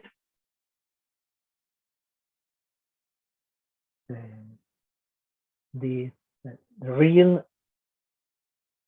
in order to become a disciple, in order to become a Buddha for yourself, in order to become a real bodhisattva, you need the transcendental wisdom. Without the transcendental wisdom, no attainment whatsoever, no question of seeing nirvana whatsoever. This is very important to understand. So this knowledge, the divisions of knowledge in Yogacara, you have 4 kinds of knowledge because 4 kinds of consciousness and so on, many different knowledges. All these differentiations, they exist, but only in the conventional reality. In the highest reality, you have to deny all divisions in the knowledge, as well as deny all the real continuity.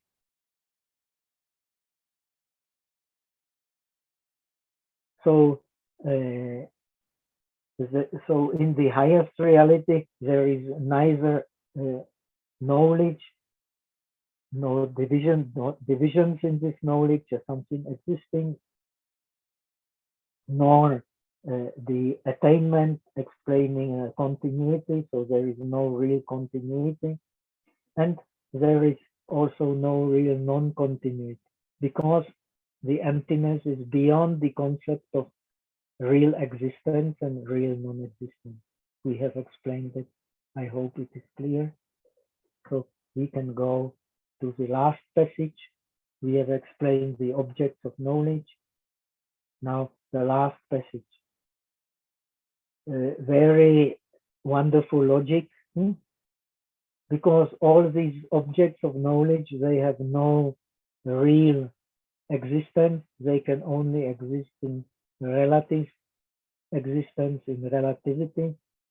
Therefore, because the bodhisattva does not attain any these objects of knowledge as either existing or non-existing, as being all these divisions as being real or as non-existing.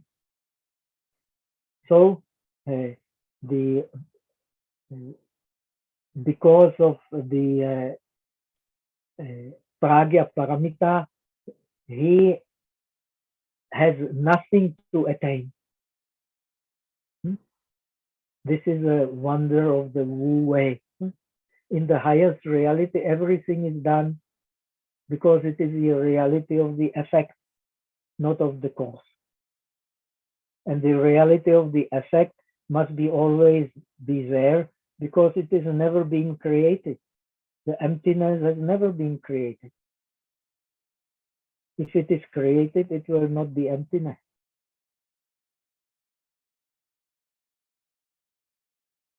So, in this highest reality, which is the reality of non-doing, of the Wu way, there is nothing to attain. And because there is nothing to attain, so he remains without avarana, without obstacles. Obstacles given by karma, obstacles given by birth, obstacles given by defilement. all these obstacles he does not have, because in this highest reality, there is nothing to hold to. When you have nothing to hold to, so the obstacles will become not real. In our case, they will still be there. But what is the consolation from obstacles? What is the consolation of suffering? That all this is not real, and it has not been real from the very beginning.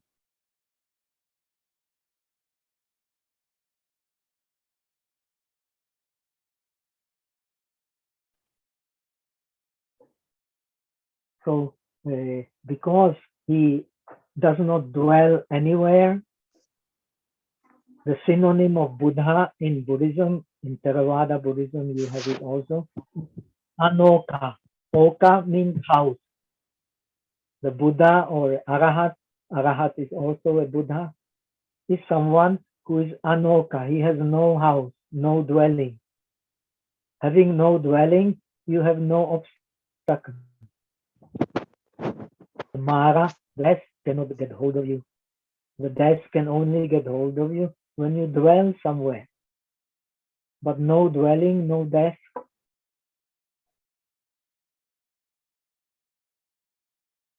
And then you don't abide anywhere, so you abide where? You abide in transcendental wisdom. Non-abiding anywhere means abiding in the transcendental wisdom. Like not seeing self-existent nature anywhere means seeing emptiness. Seeing emptiness means seeing the transcendental wisdom. They are all synonyms.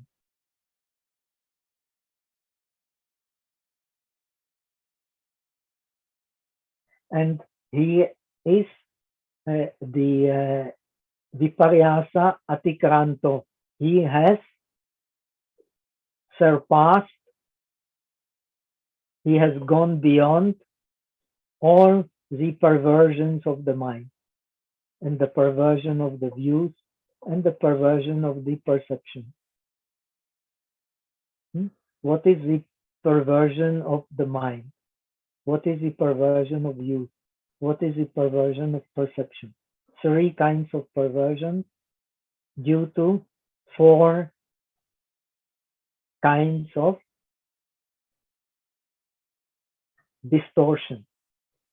Seeing permanence in impermanence, seeing happiness in suffering of impermanence, seeing self in the non-self of impermanence and the suffering of impermanence, and seeing purity in that which is impermanent, which is connected with suffering, and which has no self. So altogether, 12 perversions which explain ignorance. Ignorance means these 12 perversions. Now, if you dwell in emptiness, you don't have them. If you leave emptiness, you are sure to have them.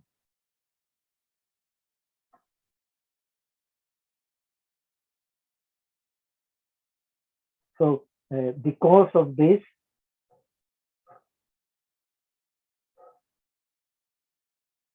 they have attained the highest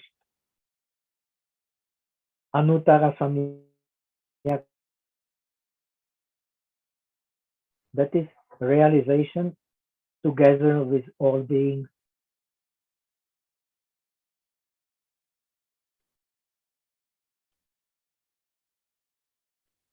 And what is the highest realization?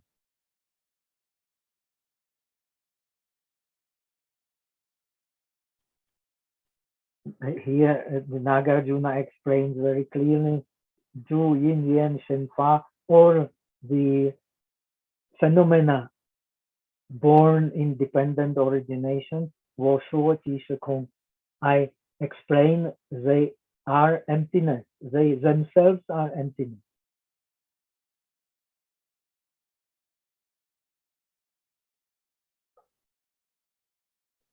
So, in other words, they are the illusionary name, Jia Ming, and they are also called the middle way. When you see that everything is established only by illusionary names, you are in the middle way because you are not dwelling, you are dwelling in reality. Dwelling in reality is not dwelling anywhere.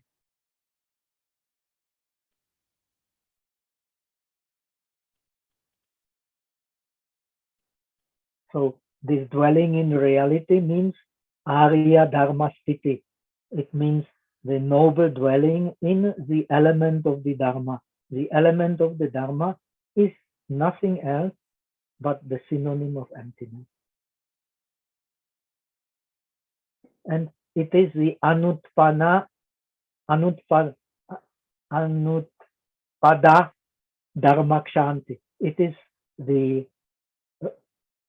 receiving or endurance of the real state of things of the non-birth.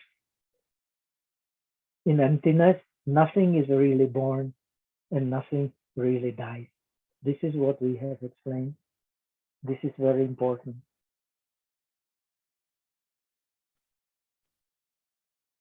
So this is the highest realization.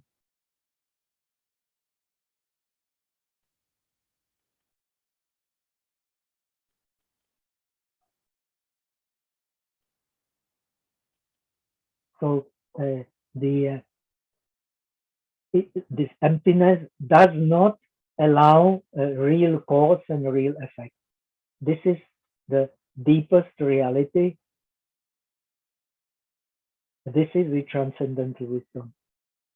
And this is the highest realization.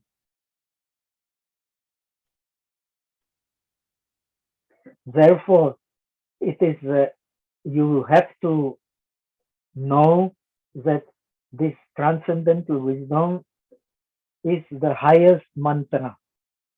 According to Yogacara Bhumi Shastra, there are 4 kinds of mantra. The mantra of Dharma, that means the name. Mantra of the meaning, that means the meaning of the name of the Dharma. The mantra for expelling the diseases, like sarpa sarpa duram gacha, the snake poison go away. If you practice this mantra, you can heal beings. And then there is a Kshanti mantra. That is a mantra of accepting reality as it is. And this is a mantra which is meant here. This transcendental wisdom is the highest mantra because it accepts reality as it is. It accepts the reality as never really born. That which is born only in relative reality.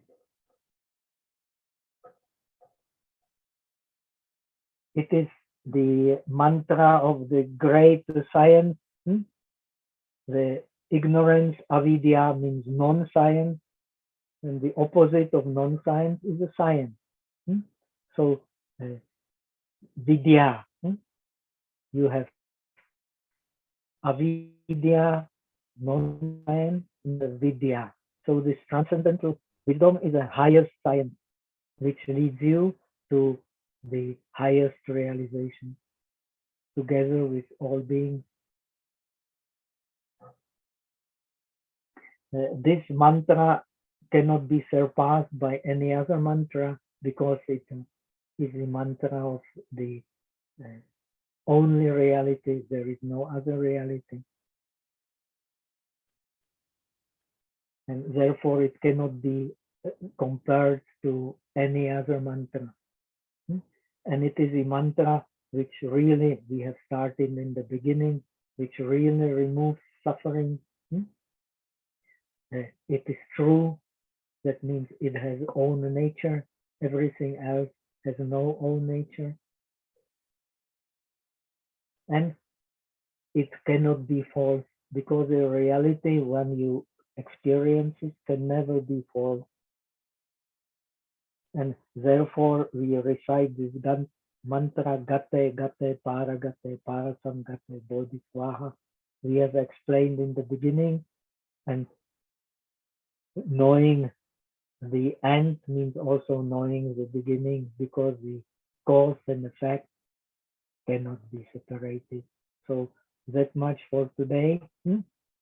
And we can, I have now some retreat in Czech and then one in Germany. But in May, we can connect again, and maybe from middle of May, we can think of some other text or some other things we want to learn today. Okay? So let us now transfer merit for the benefit of all sentient beings, and we made the good beginning of getting some knowledge of the usefulness of transcendental wisdom, and we try our best to use it in daily life. So we will always be happier and happier because we know even so, be it theoretically, we know the true cause of happiness, and we can contemplate on it. We don't need necessarily to wait until we have become the entry into the stream. But if you are entering into the stream, it is even better. Okay, so we made the simple transference of merit, and see you soon. And please spend your time with more and more wisdom, and encourage myself, also ignorant, to do the same. Simple way.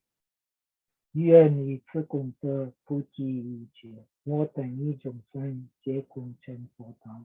May the merit of this practice we have learned spread to all beings, so that we